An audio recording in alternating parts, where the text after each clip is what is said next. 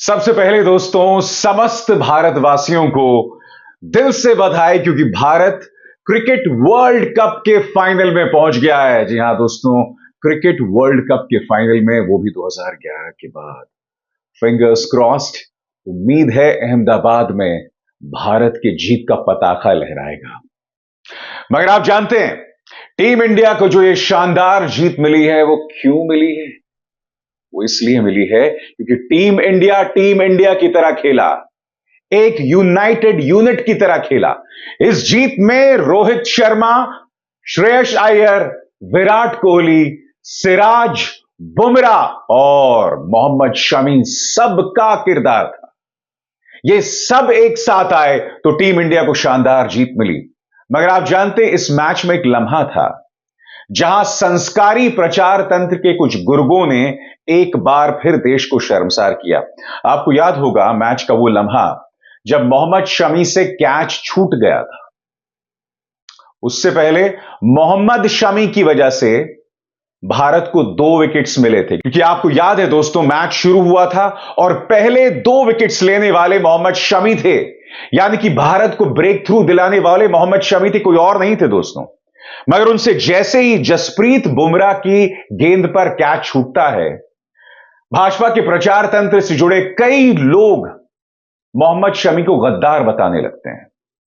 जी हां, वो व्यक्ति जिसने इस पूरे वर्ल्ड कप में कई मैचेस भारत को जिताए थे, 50 विकेट से ऊपर का रिकॉर्ड कायम किया था जो आज तक किसी गेंदबाज ने हासिल नहीं किए थे वर्ल्ड कप्स में। उस मोहम्मद शमी से एक कैच छूट जाता है तो पूरा सरकारी प्रचार तंत्र जो है उन्हें गालियां देने लगता है, उन्हें गद्दार कहने लगता है। मगर फिर मोहम्मद शमी 2 नहीं, 3 नहीं, 4 नहीं, 5 नहीं, 7 विकेट्स लेते हैं दोस्तों, और उनकी वजह से भारत को यह शानदार जीत मिलती है। खुद प्रधानमंत्री नरेंद्र मोदी मोहम्मद शमी को बधाई देते हैं। बताता हूं मैं आपको उन्होंने क्या कहा। आपकी स्क्रीन पर प्रधानमंत्री का बयान। Today's semi-final has been even more special to stellar individual performances too. The bowling by Mohammad Shami in this game and also through the World Cup will be cherished by cricket lovers for generations to come. Well played, Shami. प्रधानमंत्री नरेंद्र मोदी शमी को दिल से बधाई देते हुए अब अंधभक्त प्रधानमंत्री के इस बयान पर क्या कहेंगे? सबसे पहली बात, शर्म आती है आप लोगों को? एक कैच अगर शमी से छूट जाता है तो आप उसे गद्दार बताने लगते हैं। उसकी वजह से हमें शुरू में 2 विकेट्स मिले थे, वो चीज मायने नहीं रखती। और उसके बाद इस व्यक्ति ने, जैसे मैंने बताया, 2 नहीं 7 विकेट्स लिए थे, और वो 7 विकेट अपने आप में एक वर्ल्ड रिकॉर्ड है किसी भी वर्ल्ड कप सेमीफाइनल में। मैं समझना चाहता हूं कि मोहम्मद शमी को अपनी देशभक्ति कितनी बार साबित करनी पड़ेगी। सबसे बड़ी बात दोस्तों, आपको याद होगा आज से कई महीनों पहले पाकिस्तान के साथ मैच हुआ था, भारत वो मैच हार गया था। तब मोहम्मद शमी की देशभक्ति पर सवाल उठाए थे। पूरा जो संस्कारी प्रचार तंत्र है वो मोहम्मद शमी पर निशाना साध रहा था। उस वक्त विराट कोहली मोहम्मद शमी के पक्ष में खड़े थे।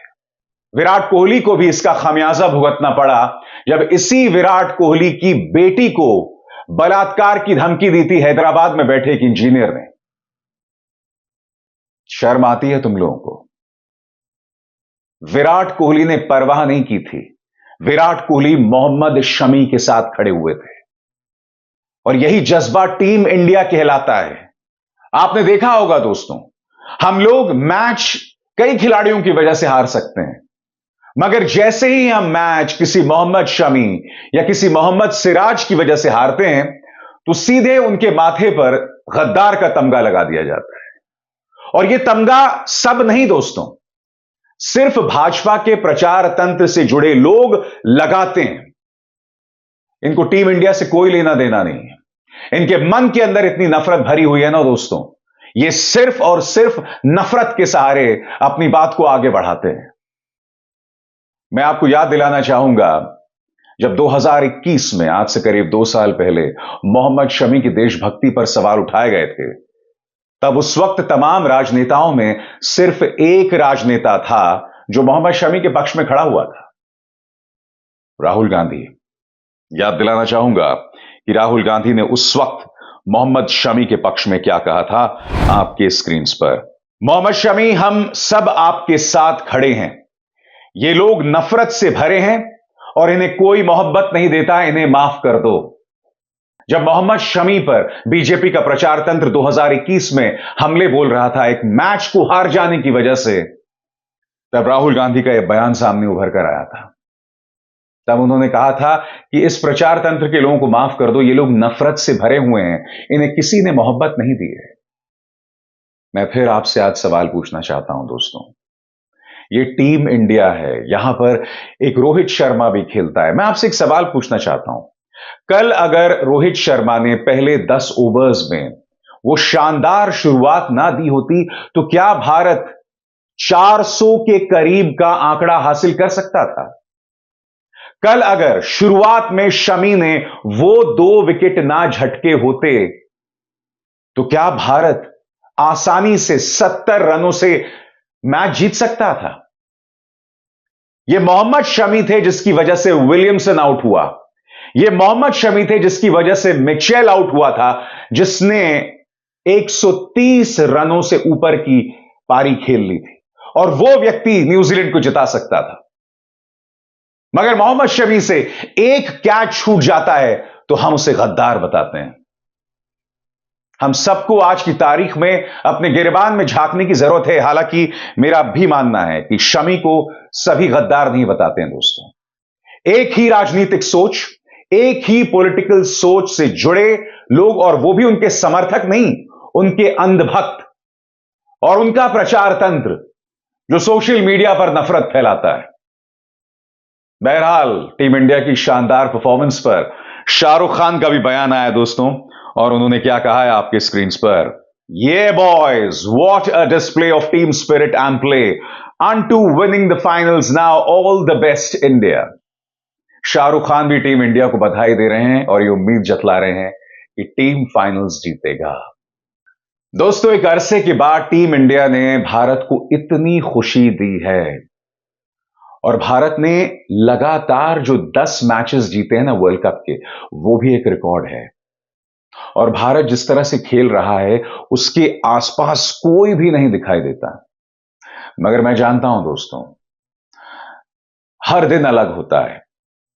मैं यही उम्मीद कर रहा हूं कि हम फाइनल जीतेंगे, मगर अगर किसी कारण से हम फाइनल नहीं जीत पाए तो मैं उसके लिए टीम इंडिया पर उंगली नहीं उठाऊंगा। याद कीजिए 2015 में जब वर्ल्ड कप नहीं जीत पाया था भारत, तब मैंने विराट कोहली पर उंगली नहीं उठाई थी। मैं जानता था कि इन सब ने शानदार प्रदर्शन किया है, और हो जाता है, एक ऐसा दिन भी आता है जब हम अच्छा नहीं खेल पाते। मगर इसका मतलब यह नहीं कि टीम इंडिया अच्छी टीम नहीं है। इन्होंने इस पूरे वर्ल्ड कप में शानदार प्रदर्शन दिखाया है, और अगर खुदा ना करे, अगर ईश्वर ना करे, किसी कारण से फाइनल हम नहीं जीत पाते तो कोई बात नहीं। और मैं यह भी उम्मीद करता हूं कि अगर किसी कारण से हम फाइनल नहीं जीत पाए तो हम किसी खिलाड़ी पर उसके मजहब की वजह से उंगली नहीं उठाएंगे।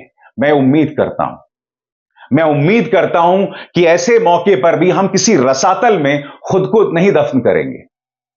हम लोग खुली सोच का प्रदर्शन करेंगे, हम एक लिबरल सोच का प्रदर्शन करेंगे, क्योंकि जब हम नफरत के चलते खेल को देखते हैं या नफरत की निगाह से खेल को देखते हैं ना, तो हम खेल को तो बदनाम कर ही रहे हैं, देशभक्ति, राष्ट्रवाद जैसे जज्बे को भी धूमिल करते हैं, बदनाम करते हैं। मेरे इन शब्दों पर गौर कीजिएगा। अभिसार शर्मा को दीजिए इजाजत। नमस्कार। स्वतंत्र और आजाद पत्रकारिता का समर्थन कीजिए, सच में मेरा साथी बनिए। बहुत आसान है दोस्तों, इस ज्वाइन बटन को दबाइए और आपके सामने आएंगे ये 3 विकल्प, इनमें से एक चुनिए और सच के इस सफर में मेरा साथी बनिए।